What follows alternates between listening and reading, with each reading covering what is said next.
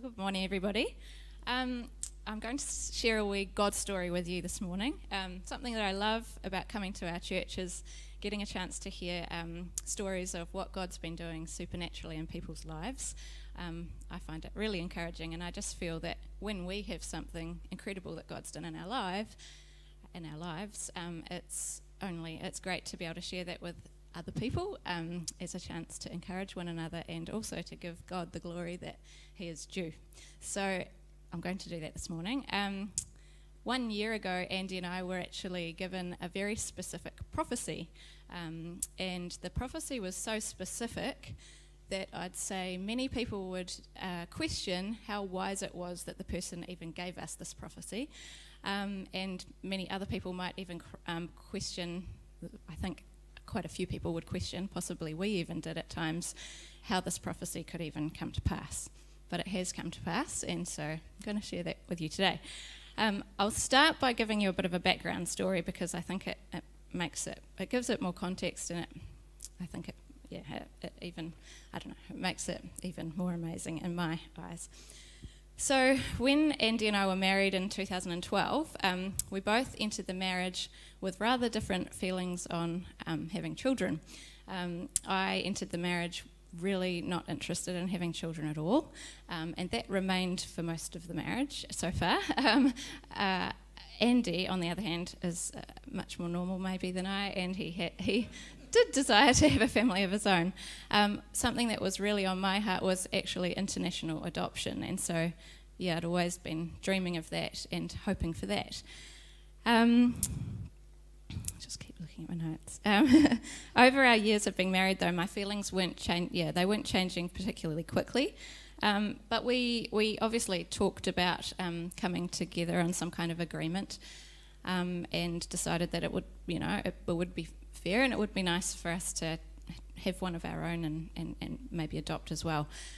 I wasn't exactly excited about the thought of even having to have one of our own, but I just thought it was always in the future. Yes, okay, this is something that we'll do one day when I'm ready. I was always a bit quite confused about which avenue we should try first, because I always wanted to try the adoption first, but obviously with body clock ticking and things like that, that was an issue as well. In 2018, we came back from living in Japan.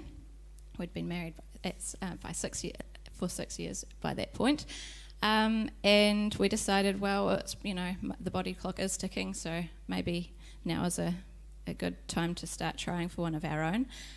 Actually, amazingly enough, straight away I got pregnant. And so that was, I actually was excited. I thought, oh, well, actually, clearly this is what God has for us. At the time, I was working at Havelock North Intermediate, and I was actually really struggling with that job. So when the pregnancy happened, I just thought, oh, wow, God, it's really clear and obvious what you're doing. I'll finish out the year, I'll have the baby and become a stay-at-home mum, and clearly that's the path you've got for me, and I might even leave teaching forever. I really think that I was really struggling with it. I'd lost a lot of confidence, and I thought that was me. But that actually wasn't the path that God had for us. 2 months into the pregnancy, we had a miscarriage, and one of the biggest things was I was really confused, and obviously the light at the end of the tunnel for the following year, for 2019, was no longer there, and I think that was one of the hardest things. And so I started to look ahead, and it was confusing. Lord, what are you doing? Did seriously consider some other career changes, or a career change, or some other careers, but I did keep my eye on the Education Gazette just in case the right job came up. And a job came up at Hastings Christian School, a 0.6 job with a Year 8 class, and I thought, oh man, if I could get that job, that would be a job I think I'd really enjoy. And God was faithful, so I got the position. I quickly began to find my feet in the new job, feeling like it was a role made for me. I loved the school, the colleagues, the kids, and I felt like I was rapidly gaining my confidence back as a teacher. After a few months of focusing on the new job, it was towards the middle of 2019 now, we decided it could be a good time to start trying again, but this time it didn't happen so quickly. And I remember it wasn't, that many months in, but I found myself getting very controlling of the situation, and I realised that I was letting fear and control get on top of me, and I didn't really know how I was going to give it back to God, but I had an idea. What if we get the ball rolling on the adoption process at the same time and give God the chance to direct us either way? So we made a phone call in the middle of 2019, and we asked for the adoption forms to be sent to us. However, these sat with us for 6 months as I procrastinated. It was one thing having a dream of adopting a child into our family, but another thing quite completely to consider the reality of a child entering our family and really thinking about whether we'd actually be ready for that or not. But by January 2020, I realised that fear and control were yet again getting on top of me. And we decided that, again, we needed to give it back to God, and we needed to send those forms away. So we sent those forms away in January 2020. In March 2020, we started our adoption training courses. So we did 2 of those, one in March and one in July after the first lockdown, and we really enjoyed those. I was starting to get quite excited about the prospect that was lying ahead of us. But as you're probably aware, as you know, COVID-19 came, and we got a call from the social worker stating the inevitable, that because of COVID-19, international adoption had gone on a hiatus in New Zealand, and that we really had to put our the application on hold, because they really had no idea of how long it was going to take for that to pick up again. But they did make a suggestion and said, how about you go on the local adoption list for New Zealand? And that's something that Andy and I had actually never considered, not because we didn't want to and we weren't interested, just that we know the list is, we know the waiting list is really long, and we know it's quite unlikely that you'll get selected, or the statistics are pretty low. But again, we thought, well, what are we going to do, God? Are we going to go on this list, or are we not? And it was actually Andy that said, well, we've been giving this situation over to God until now. Let's continue to give it to God and put our name on the adoption list for New Zealand. Let's fill in the forms, go through the process, and let's let him guide us yet again. So I'd planned to call the social worker the very next day to say, yes, we will go on the local New Zealand list. However, here's where the prophecy comes in. So I'm going to backtrack a couple of months now. So it was May 2020. Lockdown had just completed, and we were meeting with a local South African family to fellowship, kind of as a little home group, and they didn't know our story. So on May the 15th, we were having a time of worship and prayer after a Friday night meal, when the husband turned to Andy and said, I've got a word for Nina, can I share it with her?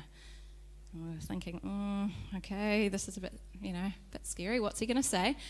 And he said, I feel the Lord telling me that this time next year, you're going to be nursing your own child here on this couch. We thought, okay, wow. And by the spring, you're going to conceive. Okay, wow. So our initial reaction was one of excitement, but we also both know that with prophecies, not that I've been given one quite like that ever, but we know to weigh them up and, be careful, hold it lightly, I guess I'd say. And so, we just prayed, Lord, if these were truly your words, not just the words of one man, then we know that they will come to pass. We worked out the timing, and we realised that we had a 3-month window in which we'd get pregnant if it was going to come to pass. The first month came and went. I wasn't pregnant, but I actually wasn't too upset. The second month, I was almost certain I wasn't pregnant. We were starting to wonder if this child that I'd been nursing here on this couch would be our child, or maybe it just wasn't a word from the Lord after all.